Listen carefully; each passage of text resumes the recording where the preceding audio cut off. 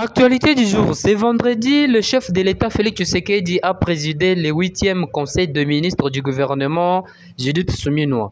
La situation sécuritaire dans l'est du pays ainsi que d'autres sujets en caractère socio-économique sont repris à l'ordre du jour dans cette rencontre. Lors de la réunion de la mobilisation des recettes présidée par le ministre des Finances Doudou Fwamba, il a été annoncé que les recettes mobilisées durant le mois de juillet 2024 s'élèvent à 2 936 milliards de francs congolais, surpassant les provisions de 2 872 milliards de francs congolais, soit un taux d'exécution de 102%.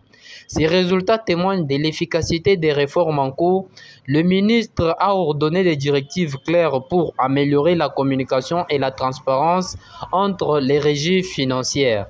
Les discussions ont porté sur la réforme de la TVA avec l'introduction de la facture normalisée et l'installation de la caisse enregistreuse, ainsi que le déploiement du logiciel Logirad dans les secteurs judiciaires.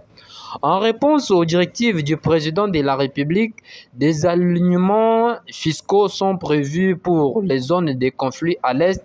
Le ministre a également insisté sur la nécessité de lutter contre l'écoulage des recettes publiques, alignant ainsi les actions du ministère avec les attentes en matière de la gouvernance et transparence en RDC. De l'autre côté, le vice-premier ministre de l'Intérieur et Sécurité, Jacquemain Chabani Loko, a lancé ce vendredi 9 août les activités de la célébration de la Journée internationale des peuples autochtones.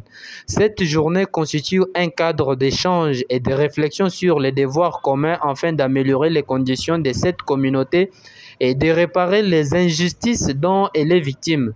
Bien plus, elle a permis de faire un état de lieu de la situation générale des peuples autochtones pour réévaluer les engagements pris en leur faveur. L'élection des membres du bureau définitif du Sénat a été repoussée à une date ultérieure, a déclaré le rapporteur du bureau provisoire de la Chambre haute du Parlement, Ivan Kazadi.